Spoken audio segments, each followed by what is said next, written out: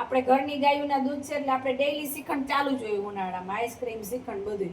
આને સૌપ્રથમ આપણે આવું એક કપડું મૂકી દેશું એટલે આવી રીતના જો આપણે દોરી બાંધી દીધી છે અને જો હવે આવી રીતના સરસ થઈ ગયું છે ને એટલે કે ગાંઠ વાળી દેશું એટલે નીકળે નહીં. આપણે સવારે જો આવી રીતના ટીંગાડ્યું તો હવે આપણો લચકો તૈયાર થઈ ગયો છે. થોડું ઘણું પાણી હશે એ આખી રાતમાં નીકળી જશે. સૌપ્રથમ તો આપણે નીચે લઈ લેશું છોડીને. જો તમને દેખાડું કે લચકો કેવો થયો છે અત્યારે. જો આવી રીતના સરસ બધું થઈ ગયું છે, એકદમ પાણી બધું નીકળી ગયું છે. એટલું બધું નીચે તો આપણે કાઢી નાખ્યું છે અને લચકો મસ્તીનો આપણે તૈયાર થઈ ગયો છે. જો સરસ આપણે એનો રસ કાઢી લીધો છે. આવી રીતના આપણે મિક્સરમાં ક્રશ કરી નાખ્યું છે અને આવી રીતના કેરીના આપણે ટુકડા લીધા છે. હજી જય શ્રી કૃષ્ણ, જય દ્વારકાધીશ. હેલો એવરીવન, કેમ છો? Welcome to my channel Vasra family platter. તો અત્યારે ઉનાળાની સિઝન ચાલુ છે ને આપણે કંઈક નવું શ્રીખંડ બનાવતા જોઈએ છીએ.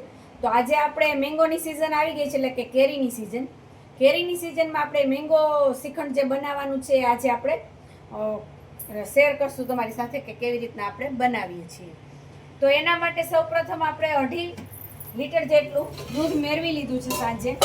મલાઈવાળું હતું ને એકદમ મોરું છે. આમ એવી રીતના આપણે મેળવું છે કે મેરવણ સાવ થોડુંક જ આપણે નાખ્યું છે, ચપટી એક જેટલું, એને એકદમ મોરું સરસ દહીં તૈયાર થાય છે. હવે આ દહીં સરસ આપણું જામી ગયું છે, જે તમને બધાને દેખાશે. અને મલાઈવાળું આપણે એટલે રાખ્યું છે કે શ્રીખંડમાં મલાઈ હોય ને તો આમ એકદમ સરસ થાય છે, લચકાદાર, એટલે આપણે મલાઈવાળું કર્યું છે. ક્યારેક આપણે મલાઈ વગરનું કરીએ છીએ, ક્યારેક મલાઈવાળું કરીએ છીએ.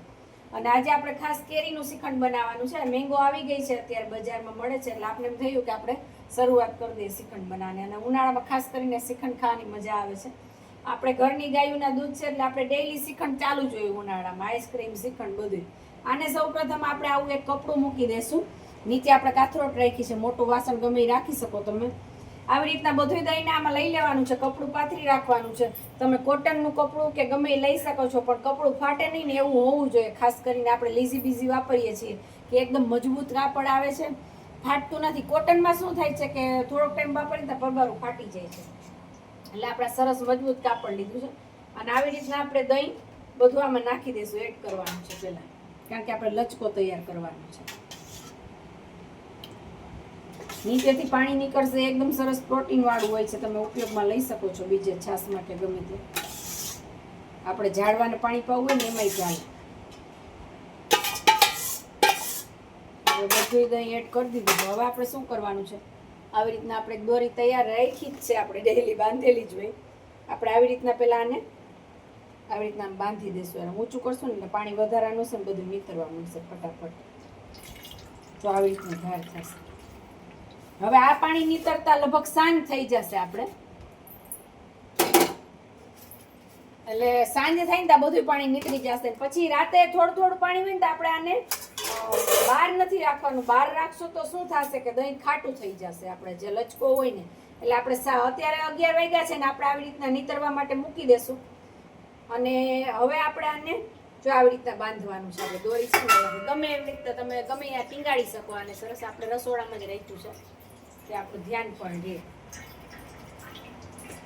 એટલે આવી રીતના જો આપણે દોરી બાંધી દીધી છે અને જો હવે આવી રીતના સરસ થઈ ગયું છે ને એટલે કે ગાંઠ વાળી દેશું એટલે નીકળે નહીં.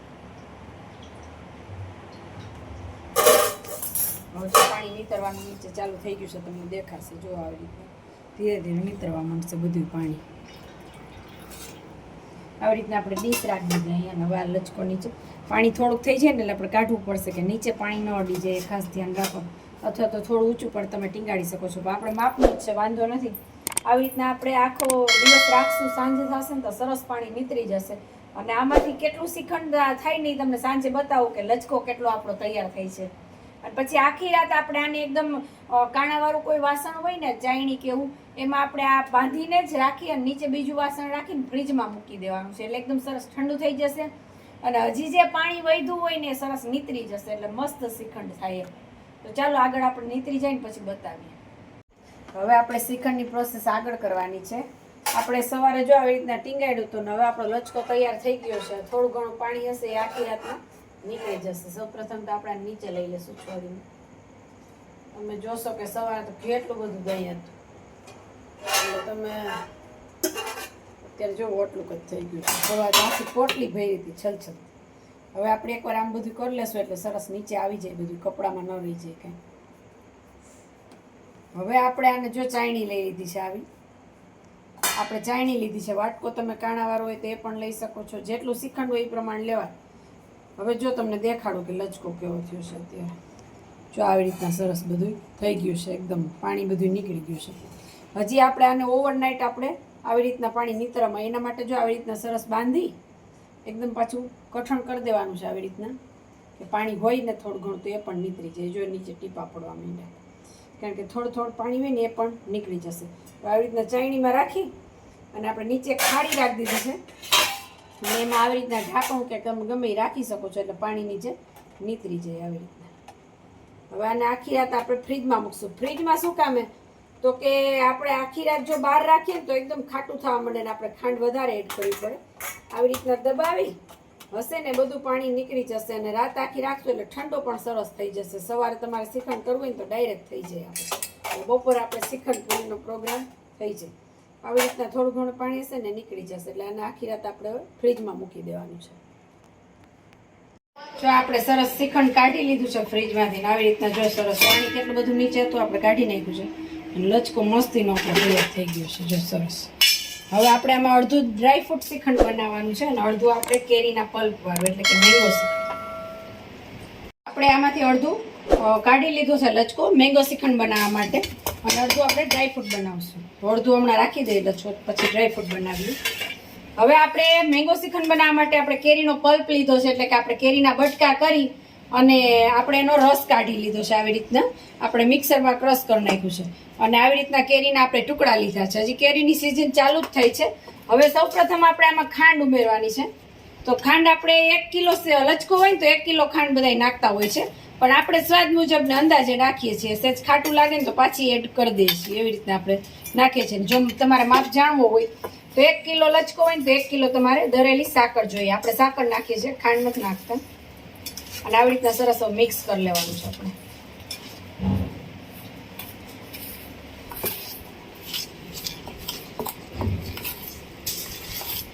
મિક્સ થતા વાર નહીં લાગે, કારણ કે પાવડર હોય છે આપણે સાકરનો, એટલે એકદમ સરસ મિક્સ થઈ જાય છે. જો સરસ થઈ ગયું. હવે આપણે ટેસ્ટ કરવો હોય તો કરી શકીએ છીએ. જો હજી ખાટું લાગતું હોય ને તો તમને એમ લાગે કે હજી ખાટું છે, કેરી આવશે એટલે થોડુંક હજી મીઠું થશે, બધું એડ કરીને પછી ચાખી લેવાનું. તમને એવું લાગે કે હજી આમાં જરૂર છે ખાંડની તો તમે નાખી શકો છો, પણ આપણે અંદાજ આવી જ જાય છે આપણે, કારણ કે શ્રીખંડ તો 2-3 દિવસે એકવાર બનતું જ હોય છે આપણે, એટલે આપણે આવી રીતના જ એડ કરીએ છીએ. હવે આપણે જે કેરીનો પલ્પ કર્યો છે જરૂરિયાત મુજબ, બહુ નથી નાખવાનો, કારણ કે બહુ નાખશું ને તો શ્રીખંડ ઢીલું લાગશે, એટલે આપણે જરૂરિયાત મુજબ એને એડ કરશું.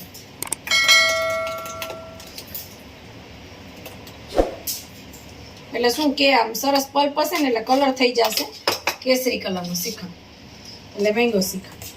જો કેવું મિક્સ થાય છે મસ્ત, કલર એ મસ્ત થઈ ગયો. અને આપણે થોડીક વાર હજી ફ્રીજમાં આને મૂકવું પડશે, કારણ કે એકદમ જામી જાય. આપણે પલ્પ નાખ્યો છે ને કેરીનો, એટલે શેક ઢીલું થઈ જાય. એકદમ સરસ મિક્સ કરી જે આપણે આમાં કલર કે કોઈ વસ્તુ નથી નાખતા, કારણ કે કેરીનો પોતાનો જ કલર હોય છે. આવી રીતના જો સરસ મિક્સ થઈ ગયું છે. હવે આપણે શું કરશું, ડ્રાયફ્રૂટ નાખવું હોય તો પણ તમે નાખી શકો છો. હવે આપણે જે કેરીના પીસ કર્યા હતા ને એ એડ કરી દઈશું. જો કેવું મસ્તીનું લાગે છે, તમને નજીકથી બતાવું. આમાં છે ને પીસ પડે ને કેરીના એટલે કલરફુલ લાગે એકદમ. તો આપણું આ મેંગો શ્રીખંડ રેડી થઈ ગયું છે. હવે આપણે થોડીક વાર ફ્રીઝરમાં પાછું મૂકી દેશું એટલે એકદમ ઠંડુ થઈ જાય. અત્યારે આપણે શ્રીખંડ પૂરીનો પ્રોગ્રામ છે બપોરે જમવામાં. તો શ્રીખંડ અત્યારે આગલા દિવસે આપણે લચકો બનાવવા મૂકી દીધો હતો, બીજા દિવસે બપોરના આપણું શ્રીખંડ રેડી થઈ ગયું છે. તો આ જો સરસ શ્રીખંડ તૈયાર છે. આપણે જોઈ શકો છો તમે કેવું લચકાદાર છે. આપણે થોડીક વાર ફ્રીજમાં હવે રાખવાનું છે, ઠંડુ થઈ જાય ને પછી આપણે ખાવાનું છે. તમારે હજી વધારે કલર જોતો હોય તો પલ્પ તમે વધારે નાખી શકો છો. અને ખાસ પલ્પ બનાવતા ને ત્યારે એ ધ્યાન રાખવાનું એમાં પાણી નથી એડ કરવાનું, કારણ કે નકર આ જે લચકો હોય ને એકદમ ઢીલો થઈ જાય છે. ખાલી કેરીના જ બટકા કરીને આપણે ક્રશ કરી નાખવાના છે. એવી રીતના આપણે એ પલ્પ બનાવ્યો હતો કેરીનો. એટલે આપણું મેંગો શ્રીખંડ તૈયાર છે. અમારા વિડીયોને લાઈક કરજો, શેર કરજો, કમેન્ટ કરજો. અમારી ચેનલ પર જો તમે નવા હોય ને તો અમારી ચેનલને સબસ્ક્રાઈબ કરજો. જય શ્રી કૃષ્ણ.